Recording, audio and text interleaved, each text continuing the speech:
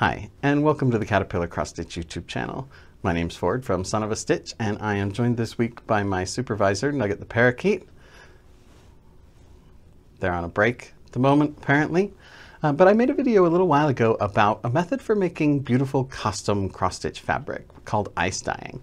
Check the link in the description for a link to that one. It's a really fun video. But somebody asked me afterwards how I organize and sort all of my fabric. And I didn't answer at the time because, to my shame, I actually had not organized or sorted my fabric. I was just tossing it all in a dresser drawer like some sort of feral fabric goblin. But I came up with a really good way to organize my fabric, and I wanted to share that with you this week. So let's get going.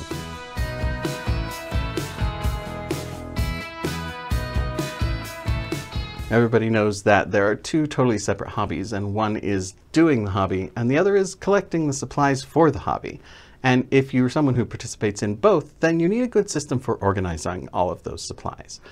And I have a really good system for organizing my floss. I made a video about that one a little while back, but I haven't shown you how I organize my fabric, now that I actually have organized my fabric. So let's take a look at that.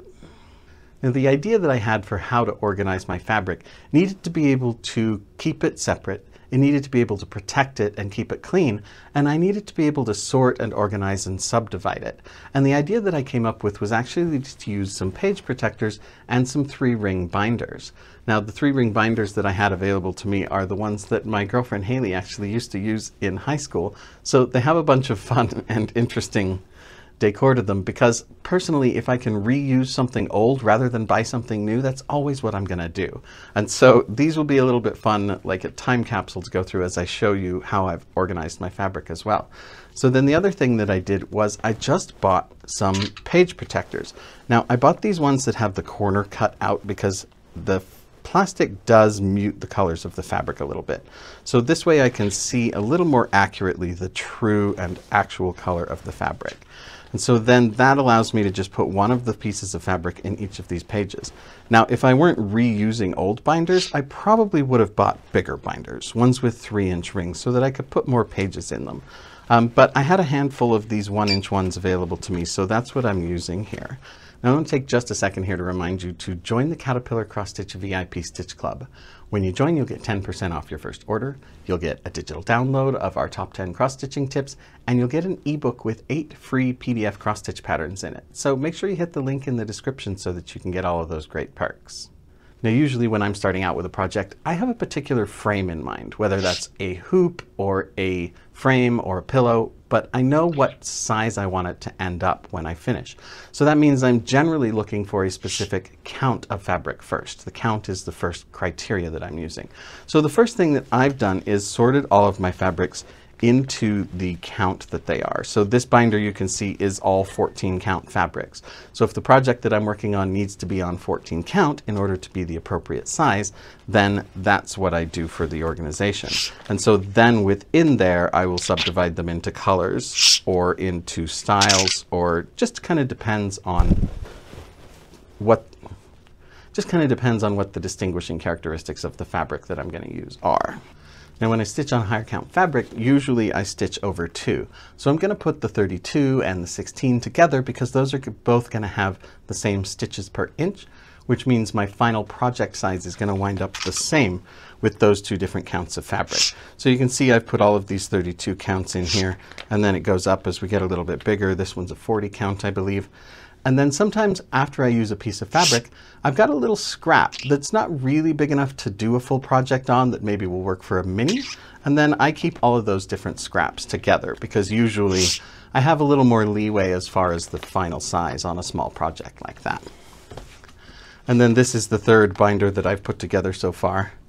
And these are going to be all of my 18 count and higher Adas, and then we're up into the 28 counts here as well.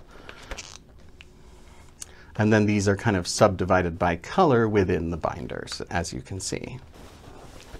The other thing that's nice about this system is that you'll notice that that it's really easy to just label them with what they are. Either I use the label from the package, or I make my own little label to stick in there so that I know what the fabric is, what count it is, and ideally where I got it from in case I need to get any more of it. So that makes it really easy to label it. And the thing that is important about an organization system for me is that the organization system needs to make the other parts of my process easier. So it needs to make it easier to find and select the correct fabric rather than just creating extra work. If something is extremely beautifully and aesthetically organized, but it makes it harder to find the correct thing, or if it makes it harder to put the supplies away when I'm done, then I know myself and I am not going to stick with that system. So I need a system that makes the process easier rather than just creating an extra labor burden. So that's part of why this system works so well for me, is because it makes it easier to find the fabric, and it actually makes it easier to put it away because I can just slip it back into the binder or slip new ones into the page protectors and put those into the binder. Now, I cannot overstate the value of having other people that participate in the same hobby as you, how much knowledge sharing and support and encouragement and problem solving and ideas that can really provide. I really, really like the community that has grown up around the Caterpillar Cross Stitch brand, so I strongly recommend that you go and join the Facebook group and follow the Instagram so that you can connect with that community, which is an amazing resource, especially if you're just starting out. I have seen one other system for organizing fabric that I really, really liked, but I personally just don't have the space and the infrastructure for it. And that was someone who had an even larger collection of fabric than me and had bigger pieces of fabric. And what they had done was install a closet pole.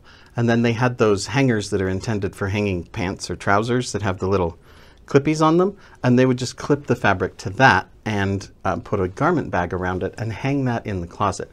So they could just kind of essentially page through those pieces of fabric that were hanging in the closet. But like I said, I don't personally have room for something like that. So this is sort of the compromise for me. And being able to reuse the binders and thus not spend any money on it was also a big plus. So what about you? Do you have a special system you use for organizing your fabric? Do you have enough of it that you even need to worry about that? Let us know in the comments down below what you do, and maybe one of us can benefit from your wisdom as well. Other than that, I do want to thank you so much for watching. For Caterpillar Cross Stitch, my name is Ford, and Nugget says goodbye as well, and I will see you next time.